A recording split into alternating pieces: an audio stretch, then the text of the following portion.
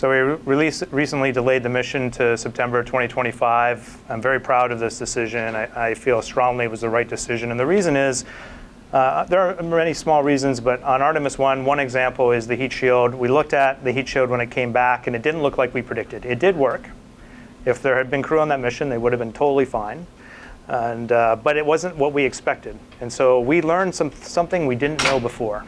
And now we're doing some experiments to try to understand that phenomenon better so we can ensure that the case is bounded, that it couldn't get, maybe we got lucky on Artemis 1 and it could have been worse. And this is what we need to understand. And so our whole program is about mitigating risks. We will take many risks on an Artemis 2 mission, Artemis 3, all the missions. But when you have a risk that you know that you could do something to mitigate it, that you could take some time and learn something on the ground before you go, that is the right thing to do. And it takes courage to delay a mission because there's a lot of external pressure to go on time, but the right thing to do is to delay the mission, have the courage to do that, and I'm pretty proud of the leadership that they took that decision.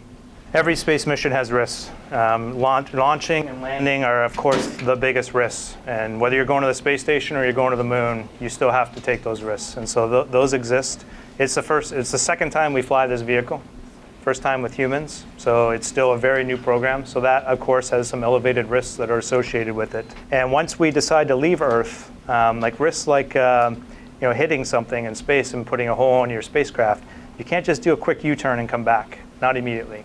We can do a few little tricks to shorten the 9-day mission a little bit, but we can't shorten it to 2 days. So no matter what, we have to live with what we have. Once we decide to leave Earth, we have at least, I'd say, 7 days where we have to figure out how to survive for those 7 days. Of course, we have an amazing team of people to help us do that. We have pressure suits inside. We have strategies to mitigate these risks, but they are very real risks. How do I look at it and deal with it personally? It's this confidence you develop by being in it all the time. We very openly talk about these risks. Every class that we're in, we're talking about what could go wrong with this system, what is the backup plan, and that gives you, as you talk through these things, it doesn't give you like this, you can't absolutely be assured that you will survive, but it does assure you that we are doing everything we can to mitigate the known risks and to try to find the unknown risks. And I have great confidence in that. Yeah, nothing changes on our training schedule because we want to find any issues as soon as we can. And so in a development program like this, you're going as fast as you can all the time.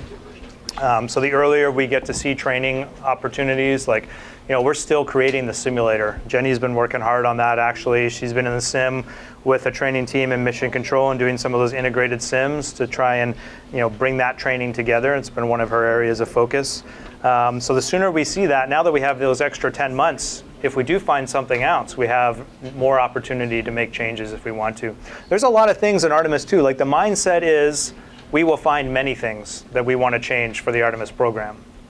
We won't change them all for our mission, but we will identify them, and many of them would be sort of earmarked for changes in Artemis 3 or 4, and we'll fly with them as is. We'll compensate for any of those issues, deficiencies, but the sooner we find things, the more opportunity we have to correct them.